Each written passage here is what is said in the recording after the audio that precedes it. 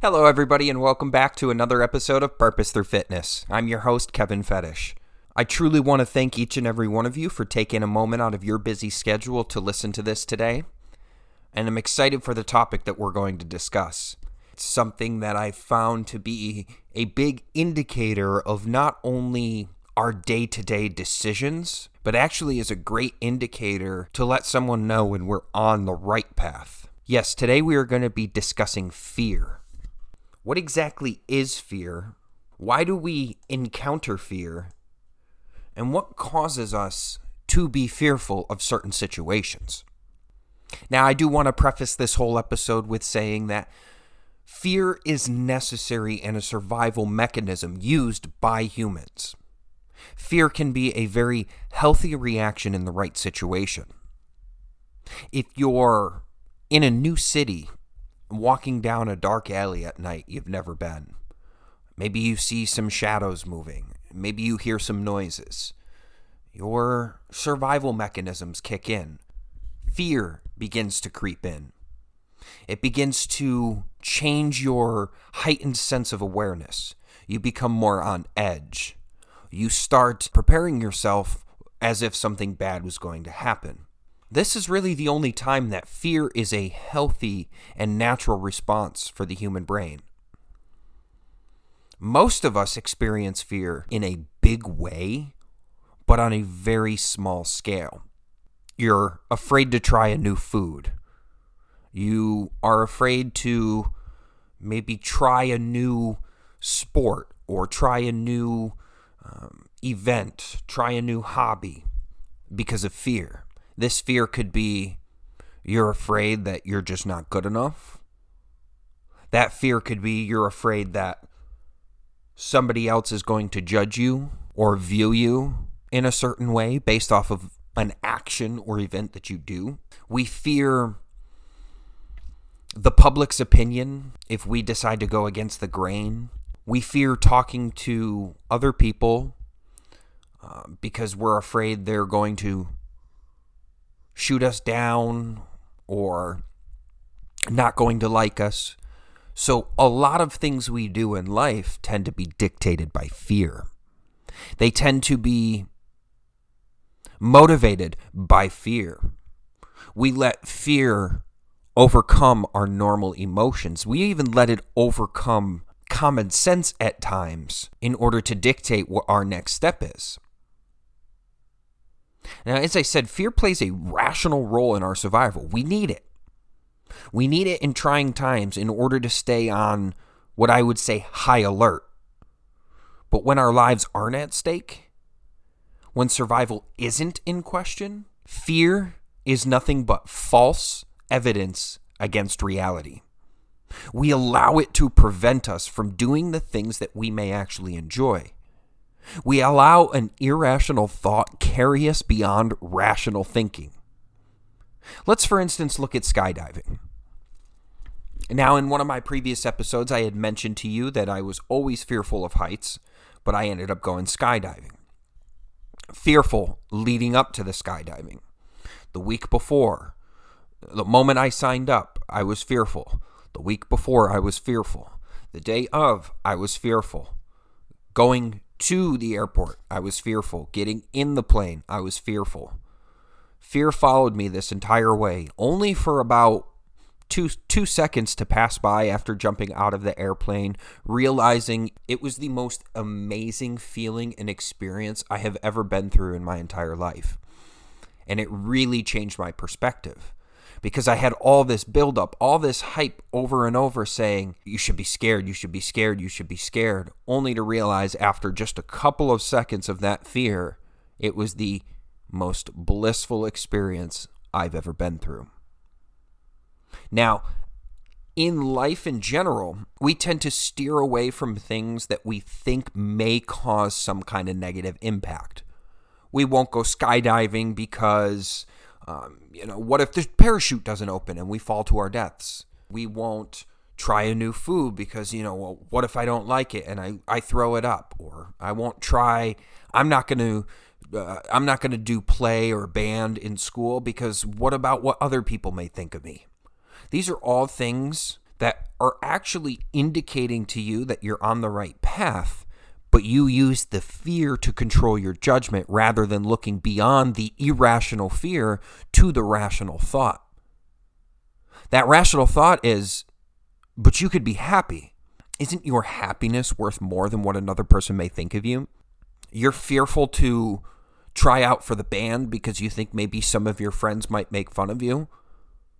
Well, you can continue to not be you and be miserable inside, but think that the people around you and your friends around you like you for who you are, or you can finally face that fear, start becoming yourself, and you just might find happiness. And I will tell you, my friends, when you start doing those things, the things that you truly want to do, that are meaningful and purposeful to you, the right type of people are going to find their way in your lives. Yes, you may lose some current friends, but I'm here to tell you that a lot of your current friends may not truly like you for you because they don't know who you really are. You have been living a lie. You've been living your life being afraid. You mustn't live your life being afraid. You must, when you encounter fear, face it head on. Because on the other side of that fear are the answers to the questions that you have. On the other side of fear is your happiness. On the other side of fear is where you can truly find yourself. That's where God puts you on the path to encounter fear. When you encounter fear, that is the devil's pushback. The devil wants you to have that irrational thought.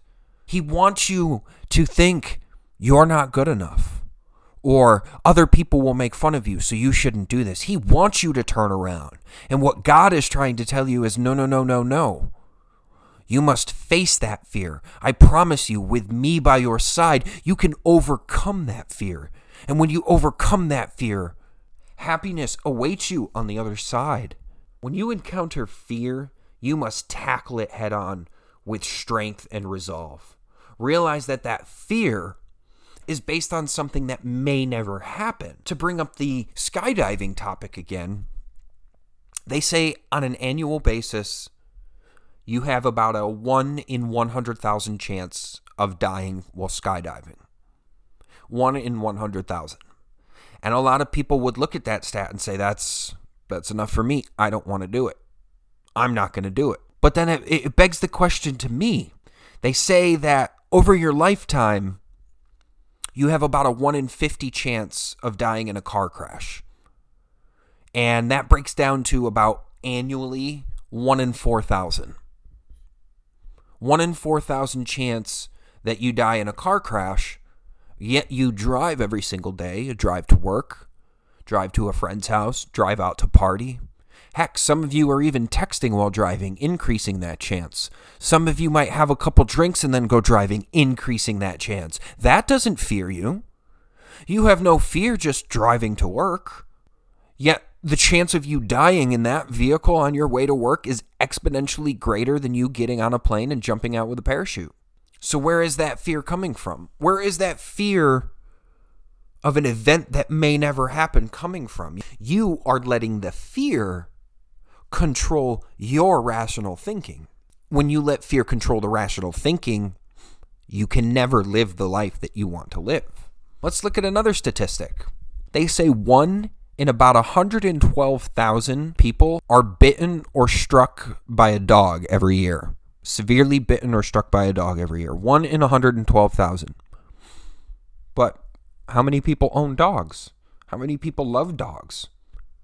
Do you let an irrational fear of a dog biting you stop you from loving that animal or just feeling the joy of having an animal like that around you? No. What about this one? 1 in 100, studies, and this was back in 2016, this study was done. They say 1 in 63,000 people die by bees and wasps every year. 1 in 63,000. Do you fear going outside and walking around every day? You encounter bees and wasps everywhere, so why would you ever want to go outside? There's a greater risk of going outside and being killed by a bee or a wasp than there is of you dying in a skydiving accident. So again, what are you fearing? That's what you have to understand. You can't let the fear of something that may never happen prevent you from living the life you are supposed to live. Another thing that really baffles me, a lot of studies have shown how bad added sugars are for our diets. A diet heavy in sugars and junk food has been shown to lead to cancer, diabetes, heart disease, and more. Yet, how come we don't fear eating these things? How come it is known that by eating this food, it can lead to all these problems which are at the top of the list for reasons humans die on an annual basis? How come we don't fear eating that food? It just really baffles me that the human mind places fear in interesting places. One of my favorite verses for this particular episode, something that I think is very fitting for the topic of fear, and that is Joshua chapter 1, verse 9. The Lord says, "Have I not commanded you? Be strong and courageous. Do not be afraid. Do not be discouraged. For the Lord your God will be with you wherever you go." And this goes back to what I touched upon earlier in the episode. I believe fear, when outside of the survival mechanism, when your life is not at stake and fear creeps in, that is your indicator that you are on the right path. I know recording each of these episodes, putting this out on the internet, putting my story out on the internet is something I was very afraid of at first. And I was coming up with all of these reasons why I shouldn't do it. But I decided to do it. I pushed past that fear. I confronted that fear and I did it. And I believe it was an affirmation that I was on the right path, because after I started doing this, I started getting instant feedback from people and strangers I've never talked to in my life. And that feedback was enough for me to realize that my fears leading up to that point were the devil at work trying to tell me, no. It was the devil saying, you cannot put out this work because of how people are going to view you, when God was telling me, no, you have to put out this work because people need to hear this story. This story might save some lives. Something I say might be said in a slightly different way that you've never heard it before, might be said in a way that connects with you that it's never done before. And if just one of you out there takes something from this and decides to make that better change, this entire project, this entire community that I'm trying to build here is completely worth it. We all have that greatness inside us, and you need to understand. I want you to really pay attention to the next time fear comes in. It could be a big event. You may be wanting to go, maybe you're a bit overweight and out of shape and you want to go do yoga for the first time, but you're afraid how somebody's going to view you. Go do it. Because you know what's going to happen? You're going to go, you're going to put forth your best effort, and I guarantee you there's going to be people in that classroom that are going to talk to you and commend you for the good work that you're doing. They're going to tell you you're an inspiration. You might even come across somebody that says, hey, you know what? I was in your same boat a while ago. Keep pushing through it. It's worth it. By doing these things, you're going to encounter the right people to come into your life. You're going to encounter the positive energy you need to push through. But you must be the one to face that fear. You must be the one to look it in the face and say, I am not afraid of you. I will push through this. I will conquer this. I will overcome this. And I will be better on the other side. So please, next time you encounter fear, next time that thought comes into your head that says, I'm not going to do it because blank. And if that because is not because I don't want to lose my life, because it's a survival situation, then you need to push through that door. You need to push through that door with 100% confidence. Confront that fear. Face that fear. Look that fear in the eye and say, I am stronger than you will ever be. With God by my side, no fear can conquer me. And remember, when you encounter that fear, my friends, you have encountered an affirmation or reassurance that you are on the right path. Keep pushing through. I like to end a lot of my shows on quotes, and one of my all-time favorites, I repeat this on a daily basis. I like to do this before my gym workouts. It puts me in the right kind of mind and focus before my workouts. And that's the Warrior Creed. The devil whispered, "You cannot withstand the storm."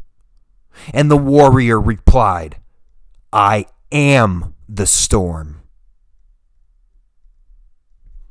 I want to thank each and every one of you again for listening to this today. I would love to hear feedback from you. What fear have you encountered lately that you are going to face? Name one thing that you have been wanting to do that you've either feared how you might look, how someone might think of you, or just how the whole situation may go. Really focus on it. I want you to dedicate one thing this month. Pick one thing and face it.